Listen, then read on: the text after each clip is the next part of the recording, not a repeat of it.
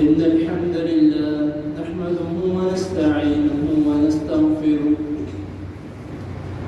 ونعوذ بالله من شرور أنفسنا ومن سيئات أعمالنا من يهده الله فلا مضل له ومن يضلل فلا هادي له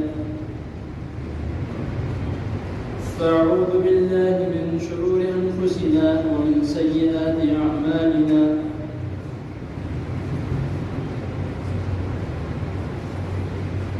أعوذ بالله السميع العليم من الشيطان الرجيم من همزه ونفسه ونفخه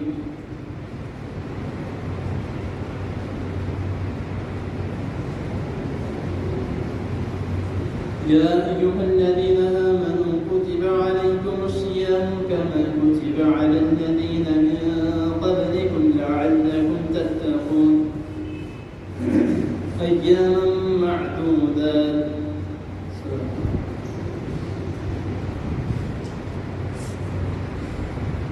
حضرات محترم،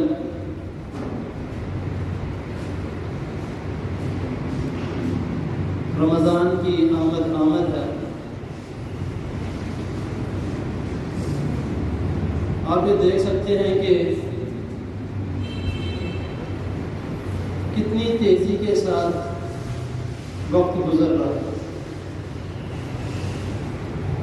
ابھی ایسا لگتا ہے کہ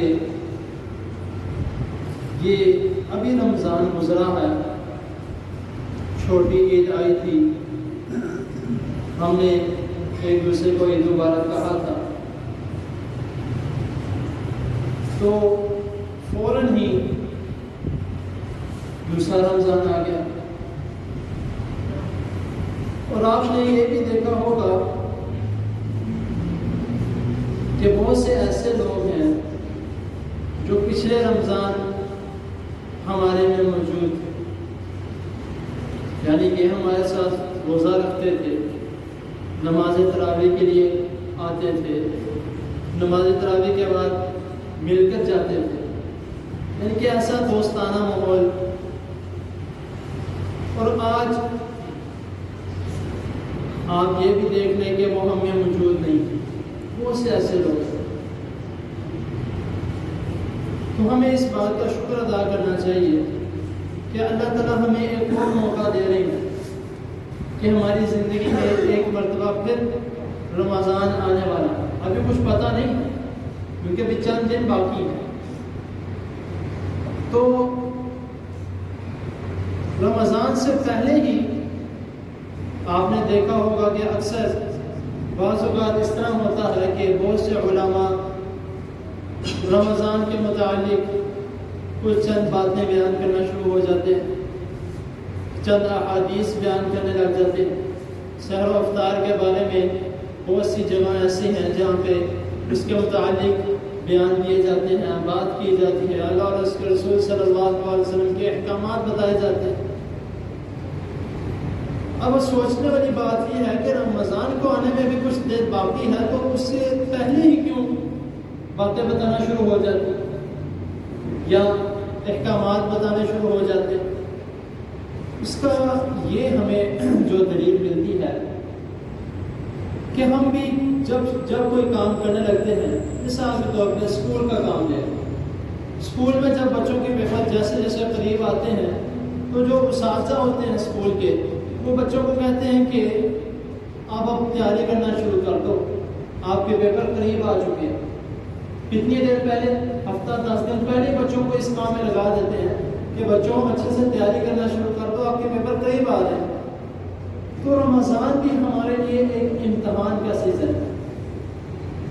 وہ کس طرح رمضان میں کوئی غلط کام نہیں کر سکتے، کیوں؟ کیونکہ ہم نے روزہ رکھا ہے، اس بات کا ہمیں علم ہے۔ روزہ جس شخص نے رکھا ہے یا تو اس کو پتہ ہے یا اس کے اللہ تعالیٰ کو پتہ ہے۔ تیسرا بندہ یہ جج نہیں کر سکتا کہ اس نے روزہ رکھا ہے کہ نہیں رکھا۔ باقی جو عبادات ہے اس میں دکھاوا کیا جا سکتا ہے، لیکن روزے میں کسی قسم کا دکھاوا نہیں کیا جا سکتا۔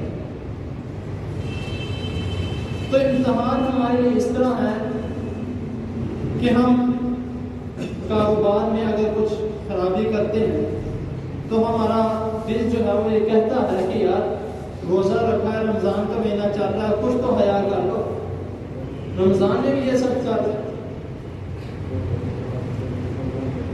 تو ہمیں رمضان سے پہلے ہی اس کی تیاری کرنی چاہیے۔ اسی طرح جب نبی کریم صلی اللہ علیہ وسلم کے دور میں جب رمضان قریب آ جاتا تو آپ صحابہ کرام رضی اللہ تعالیٰ عنہم کو ترغیب دینا شروع کر دیتے کہ رمضان میں یہ کام کرنے ہیں، ایسے کرنا ہے، یہ کرنا ہے۔ سب سے مین چیز جو ہے وہ نیت ہے۔ اب سوال یہ اٹھتا ہے کہ رمضان کی نیت کس طرح کرنی ہے، وہ بھی بول کے کریں یا کس طریقے سے کریں؟ اس کے بارے میں کئی مرتبہ پہلے بھی بتا چکا ہوں کہ نیت کا مطلب ہوتا ہے دل کا ارادہ کرنا، اور یہ بھی میں کئی مرتبہ پہلے بتا چکا ہوں کہ اللہ تعالیٰ انسان کو اس کے گمان کے مطابق جج کرتا ہے کہ انسان جو کرتا ہے، جو چاہتا ہے، جو اس کا دل کہتا ہے، اللہ تعالیٰ اس کو اسی کے مطابق چلاتا ہے۔ اگر انسان اچھے کاموں کی طرف جانا چاہتا ہے تو اللہ تعالیٰ اس کو اچھے کاموں کی طرف لگا کے رکھے، اگر انسان برے کاموں کی طرف جاتا ہے تو اللہ تعالیٰ اس کی طرف سے نظر ہٹا دیتے ہیں کہ اس نے کام کرنا ہی ہے۔ تو اسی طرح ایک انسان رمضان سے پہلے، ہفتہ پہلے، 2 دن پہلے، 3 دن پہلے، 4 دن پہلے وہ اس بات کی نیت اپنے دل میں کر لیتا ہے کہ یار اس بار رمضان آئے گا تو میں نے پچھلی بار کی طرح رمضان نہیں گزارنا، اس بار میں نے وہ اسپیشل کر دیا۔ اسپیشل سے مراد کہ میں نے نمازیں ساری تکبیر اولیٰ کے ساتھ پڑھنی ہے انشاءاللہ، روزے میں نے سارے مکمل ایمان خلوص کے ساتھ میں نے سارے روزے رکھنے ہیں انشاءاللہ۔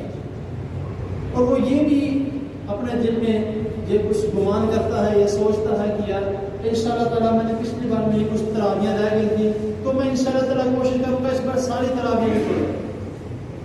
اب یہ اس کا تھاٹ ہے، اس کا نیت ہے، اور اس کا دل کہہ رہا ہے کہ میں یہ کام کرنا ہے۔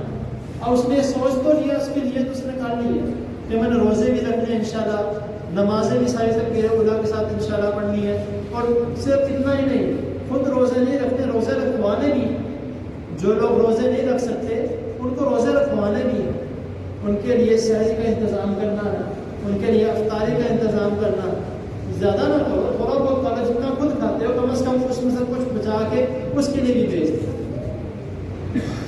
ایک ابھی انسان یہ نیت کر لی، اللہ نہ کرے کہ ایسا ہو جاتا ہے کہ رمضان سے کچھ دن پہلے یا کچھ دیر پہلے، مثال کے طور پہ جس دن چاند نظر آنا اس دن صبح یا 1 دن پہلے، اللہ نہ کرے، اللہ تعالیٰ سب کو اپنی حفاظت میں رکھیے، بار بار ہماری زندگی میں اللہ تعالیٰ رمضان کا موقع لے کر آئے تو اس طرح ہوتا ہے کہ وہ اللہ تعالیٰ کو پیارا ہو جاتا ہے۔ اب ہم کہتے ہیں کہ یار دیکھو کیسی نصیب ہے اس کی، کیسی قسمت ہے، رمضان آنے لگا تھا، بس کچھ دیر اور اس کی زندگی ہوتی ہے تو رمضان آ جائے۔ لیکن اب یہ سوچیں کہ اس انسان نے نیت کی ہوئی ہے کہ رمضان آئے گا میں یہ اعمال کروں گا، اللہ تعالیٰ کہتے ہیں اس کے جو کھاتا ہے اس میں رمضان ہی لکھا، اس نے رمضان کے روزے رکھ لیے، صدقہ خیرات کر لیا، اس نے تراویح میں پڑھ لی، نماز بھی پڑھ لی۔ یہ خوبصورت سے ہے کہ اللہ تعالیٰ فرماتے ہیں، آیت کریمہ ہے، وَمَنْ جَاءَ بِالْحَسَنَةِ فَلَهُ عَشْرُ أَمْثَالِهَا، کہ جو بھی انسان کوئی نیک اعمال کرتا ہے اس کے نامہ اعمال میں 10 نیکیاں لکھی جاتی ہیں، اور اگر کوئی گناہ کرتا ہے تو اس کو اس گناہ کے مطابق لکھا جاتا ہے، اس کے گناہ نہیں بڑھائے جاتے۔ تو نیکیوں کے بدلے جو اس کی جزا ہے وہ 10 گنا لکھ دی گئی ہے۔ اب ایک انسان گناہ کرتا یا گناہ کے بارے میں سوچتا، نیکی سب سے پہلے نیکی کے بارے میں سوچتا ہے، اللہ تعالیٰ کہتے ہیں اس کی نیکی لکھ دو، صرف نیکی نہیں لکھنا، اس کا اجر بھی سارا کا سارا لکھ دو۔ وہ نیکی کر لی اس نے یا رہ گئی اس سے، وہ نیکی لکھی گئی، اللہ تعالیٰ نے کہا نیکی کو نہیں مٹانا۔ اب ایک انسان گناہ کا کام سوچتا ہے، اللہ تعالیٰ فرشتوں کو فرماتے ہیں صبر کر، جو بھی اس نے گناہ کیا نہیں ہے، ابھی لکھنا نہیں ہے، اس نے گناہ کیا نہیں ہے۔ تو پھر وہ جب جب گناہ کر لیتا ہے تو اللہ تعالیٰ کہتے ہیں کہ جو اس نے گناہ کیا نا اس کے مطابق چھوٹی سی کوئی سزا لکھ دو، زیادہ بڑی سزا نہ لکھنا، ہو سکتا ہے معافی مانگ لے میرے سے۔ تو اگر وہ معافی مانگ لیتا ہے اللہ تعالیٰ اس کے اس گناہ کو مٹا کے اس سے ڈبل نیکیاں کر کے لکھ دیتا ہے کہ اس نے گناہ کی معافی مانگ لی۔ یعنی کہ اب یہ سارا کچھ نیت پہ ڈپینڈ کرتا ہے۔ اب میں نے جو شروع میں جو چند باتیں کی ہیں رمضان کے بارے میں، اور اس سے پہلے میں نے ایک بات کہی تھی کہ رمضان سے پہلے ہی ہمیں سارا کچھ کیوں بتایا جاتا ہے؟ وہ اس لیے کہ ہم رمضان کی تیاری کریں۔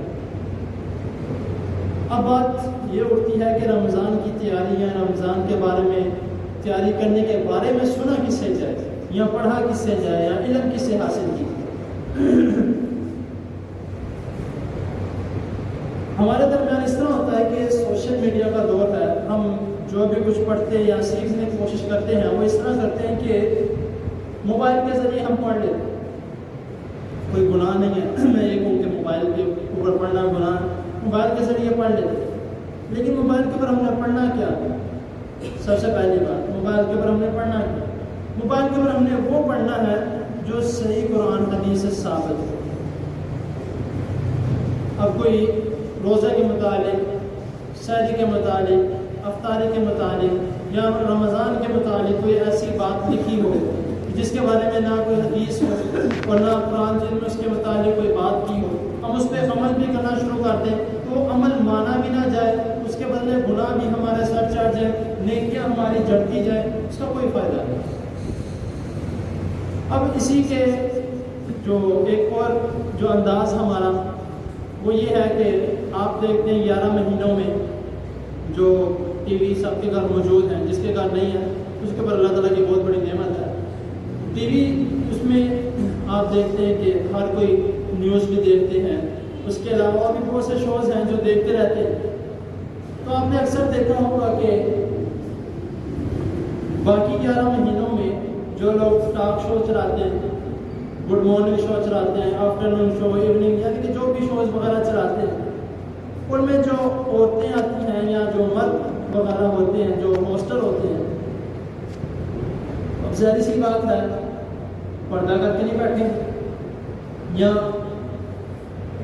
نقاب وغیرہ کر کے نہیں بیٹھیں گے، گلے پہ دوپٹہ نہیں ہوگا، تو اب وہی عورتیں یا وہی مرد جو عورتوں کے استقبال کے لیے ان سے ہاتھ سے مصافحہ کر کے مل رہے ہیں، نامحرم عورتوں سے ہاتھ سے مصافحہ کر کے مل رہے ہیں، اور یہاں تک نہیں صرف مصافحہ نہیں، ان کو گلے بھی لگایا جا رہا۔ اب وہی رمضان میں آ کے بیٹھ جاتے ہیں کہ اللہ تعالیٰ نے یہ فرمایا، رسول اللہ صلی اللہ علیہ وسلم نے یہ فرمایا۔ میں سب سے پہلے تو یہ بات کہوں گا کہ 11 مہینے وہ جس طرح کے کام کرتے رہے ہیں، اور رمضان میں ہم انہی کی بات سننے کے لیے ان کے سامنے بیٹھ جاتے ہیں کہ کوئی نہیں یار رمضان ہے تو ظاہر سی بات ہے وہ پردہ بھی کریں گے، حجاب بھی پہنیں گے، سب کچھ کریں گے، تو بات سن لینی چاہیے۔ یہ بات میں یہ نہیں کہوں گا کہ ان کی بات نہ سننا یا ان کی بات سننا گناہ ہے۔ اگر وہ بات کوئی کرتے ہیں رمضان میں کہ یہ کام نہیں کرنا چاہیے، ایسے کام نہیں کرنا چاہیے، گناہ ملتا ہے، تو تب ان کی بات سنی جائے کہ وہ رمضان کے بعد بدل جائے، اور رمضان کے بعد یہ کہتے ہیں کہ یار یہ کام سراسر گناہ ہے، نامحرم لوگوں سے ہاتھ ملا رہے ہیں، گلے ملایا جا رہا ہے اور اپنے ساتھ بٹھایا جا رہا ہے، ان کے ساتھ گانے بجوا کے ڈانس کیا جا رہا ہے۔ پھر رمضان میں آ کے انہی کے سامنے بیٹھ کے ہم ان کے منہ سے اللہ اور اس کے رسول صلی اللہ علیہ وسلم کی بات، یہ سراسر توہین ہے۔ میں یہ کہوں کہ سراسر توہین ہے۔